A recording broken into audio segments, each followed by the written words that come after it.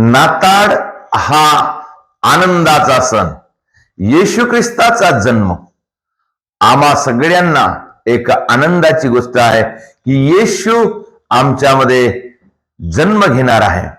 प्रियजनो, येशूने 2000 वर्षापूर्वी गायीच्या गोट्यामध्ये जन्म घेतला आणि संपूर्ण मानव जातीला एक मुक्तिदाता मिळाला आणि तो मुक्तिदाता आमच्यामध्ये आला. प्रियजनो, हा मुक्तिदाता आम्हाला मुक्ती देण्यासाठी आला.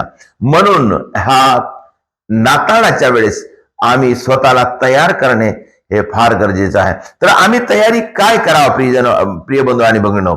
नाताळ येत आहे, ख्रिसमस आम्ही साजरा करणार आहोत.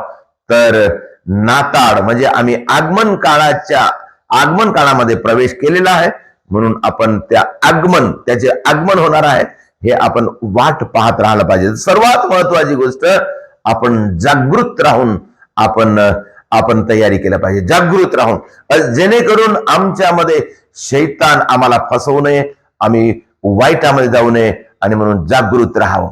आणि दुसरी महत्वाची गोष्ट, आम्ही वाईटापासून दूर राहावं.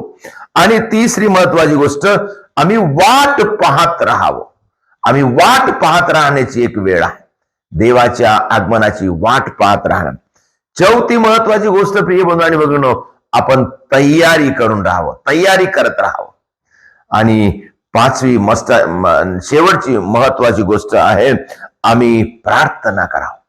आम्ही प्रार्थना केल्याने आमची तयारी होते आणि आम्ही येशूच्या स्वागतासाठी आम्ही तयार राहतो. आपण प्रार्थना करूया, आनंदाचा आपण लाभ घेऊया आणि ख्रिसमसचा आपण आनंद घेऊया.